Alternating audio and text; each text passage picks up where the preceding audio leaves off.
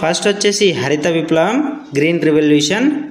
ప్రపంచ హరిత విప్లవ పితామహుడు వచ్చేసి నార్మన్ బోర్లాంగ్. భారత హరిత విప్లవ పితామహుడు ఎంఎస్ స్వామినాథన్. 28 సెప్టెంబర్ 2023 నాడు ఈయన చనిపోవడం జరిగింది. హరిత విప్లవం ప్రపంచంలో మొట్టమొదటిసారిగా మెక్సికోలో 1945లో స్టార్ట్ అయింది.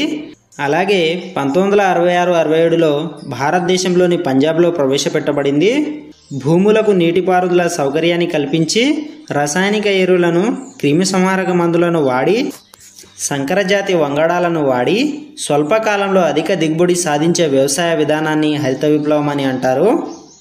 సో నెక్స్ట్ వచ్చేసి శ్వేత విప్లవం, వైట్ రివల్యూషన్. అధిక మోతాదులో పాల ఉత్పత్తి చేయడం దీని యొక్క ముఖ్య ఉద్దేశం. శ్వేత విప్లవ పితామహుడు వర్గీస్ కురియన్. 1970లో దీనిని ప్రవేశపెట్టడం జరిగింది. ఆపరేషన్ ఫ్లడ్ అనగా గ్రామాల్లో ఉన్న పాల ఉత్పత్తిదారులను పట్టణాల్లో ఉన్న పాల వినియోగదారులతో సంఘాల ద్వారా అనుసంధానం చేయడాన్ని ఆపరేషన్ ఫ్లడ్ అని పిలుస్తారు. పాశ్చరైజేషన్ విధానంలో పాలను 75 డిగ్రీల సెంటీగ్రేడ్ వద్ద వేడి చేసి వెంటనే చల్లార్చుతారు. ఈ పాశ్చరైజేషన్ను లూయి పాశ్చర్ కనుగొన్నాడు. నీలి విప్లవం, బ్లూ రెవల్యూషన్. చేపల పెంపకం, ఎగుమతి, అలాగే పెంపకం కోసం కొత్త పద్ధతులను ప్రవేశపెట్టడం. నీలి విప్లవ పితామహుడు హీరాలాల్ చౌదరి. ఈ విప్లవం అనేది 7వ పంచవర్ష ప్రణాళికలో 1985 నుండి 1990 మధ్యలో ప్రారంభించబడింది. చేపల పెంపకాన్ని ఫిషికల్చర్ అని అంటారు. చేపల అధ్యయనాన్ని ఇక్తియాలజీ అని అంటారు. భారతదేశం చేపల పెంపకంలో 3వ స్థానంలో ఉంది. అలాగే మనం టాప్ 5 స్టేట్స్ చూసినట్టయితే ఫస్ట్ వచ్చేసి AP, second Gujarat, third Karnataka, fourth Kerala, fifth Maharashtra ఉంటాయి. పసుపు విప్లవం, ఎల్లో రివల్యూషన్. నూనె గింజల అధిక ఉత్పత్తి కొరకు ఈ విప్లవం ప్రారంభించారు. పసుపు విప్లవ పితామహుడు వచ్చేసి శ్యామ్ పెట్రోడా. ఈ విప్లవం 1986లో ప్రారంభించబడింది. నల్ల విప్లవం, బ్లాక్ రివల్యూషన్. ముడి చమురు, పెట్రోలియం గురించి ఈ విప్లవం వచ్చింది. ఎరుపు విప్లవం, రెడ్ రివల్యూషన్. మాంసం, టమాటాలు అధిక ఉత్పత్తి కొరకు దీన్ని ప్రారంభించారు. 1980లో ఈ విప్లవం మొదలైంది. ఎర్ర విప్లవ పితామహుడు వచ్చేసి విశాల్ తివారీ. మాంసం ఉత్పత్తిలో భారత్ 5వ స్థానంలో ఉంది. రాష్ట్రాల విషయానికి వస్తే మహారాష్ట్ర మొదటి స్థానంలో, ఉత్తరప్రదేశ్ 2వ స్థానంలో, వెస్ట్ బెంగాల్ 3వ స్థానంలో, ఆంధ్రప్రదేశ్ 4వ స్థానంలో, తెలంగాణ వచ్చేసి 5వ స్థానంలో ఉంది. పింక్ విప్లవం, పింక్ రివల్యూషన్.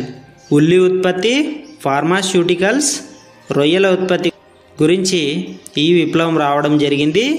1970లో ఈ విప్లవం ప్రారంభమైంది. పింక్ విప్లవ పితామహుడు దుర్గేష్ పటేల్. అలాగే అత్యధికంగా ఆనియన్స్ని సాగు చేస్తున్న రాష్ట్రాల విషయానికి వస్తే మహారాష్ట్ర మొదటి స్థానంలో, కర్ణాటక 2వ స్థానంలో, గుజరాత్ 3వ స్థానంలో ఉంది. అలాగే మధ్యప్రదేశ్ 4వ స్థానంలో ఉంది. గోధుమ విప్లవం, brown revolution. Leather, cocoa. Brown విప్లవ పితామహుడు హరిలాల్ చౌదరి. రౌండ్ విప్లవం, రౌండ్ రివల్యూషన్. బంగాళాదుంప ఉత్పత్తి గురించి ఈ విప్లవం రావడం జరిగింది. అలాగే పొటాటో రీసెర్చ్ సెంటర్ సిమ్లాలో కలదు.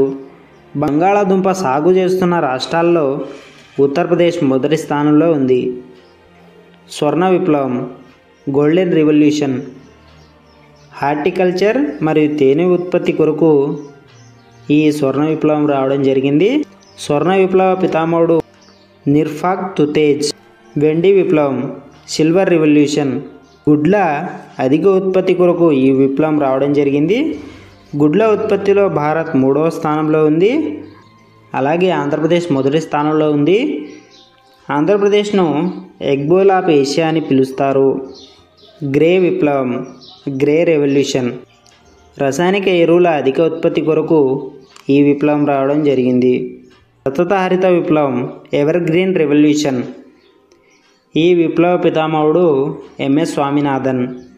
తక్కువ భూమి, తక్కువ పురుగుల మందులు, తక్కువ నీటితో ఎక్కువ ఉత్పత్తిని సాధించడం ఈ విప్లవ ముఖ్య ఉద్దేశం.